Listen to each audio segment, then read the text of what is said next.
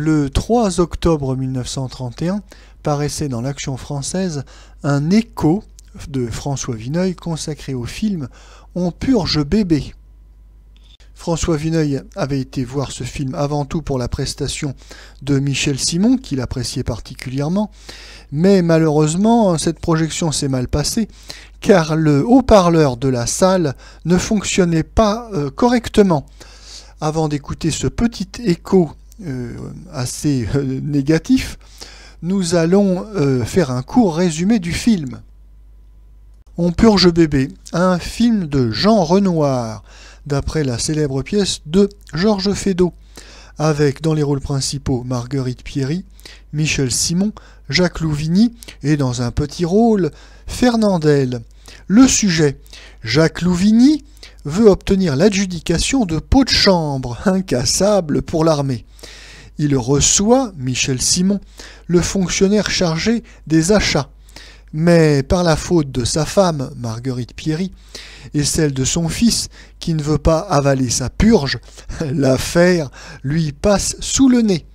Nous écoutons maintenant le court écho de François Vineuil sur ce film. Une prédilection tenace pour Feydeau et pour M. Michel Simon nous a entraînés jusqu'au Roxy, celle qui s'est fait une sorte de célébrité par la sottise de ses programmes. Passons sur la niaiserie sinistre du film de première partie, Le Collier. On avait décidé que des films de court-métrage permettraient aux jeunes metteurs en scène de se faire la main et de répandre leur signature. Les premiers résultats sont vraiment encourageants. Nous savions que la traduction cinématographique du fameux vaudeville de Feydeau serait terne et plate. Mais ce que l'on ne soupçonnait pas, c'est qu'elle pût être à ce point grossière, bêtement, lourdement scatologique.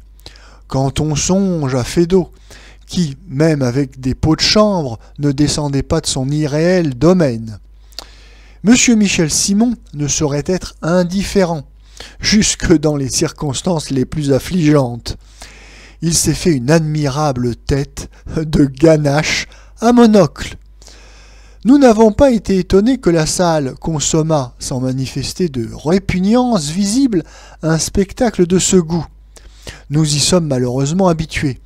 Mais ce qui passe les bornes, c'est que le haut-parleur du Roxy fonctionnait à peine et qu'il fallait tendre l'oreille pour deviner chaque réplique et que chacun en avait pris son parti. Que les spectateurs prennent garde s'ils n'y tiennent la main et ne sifflent énergiquement toute reproduction imparfaite, l'impudeur des exploitants n'aura plus de bornes. L'appareil du Roxy était samedi dernier hors d'usage. Jusqu'où verrons-nous aller l'inertie du public, s'il est déjà capable de supporter cela 3 heures durant ?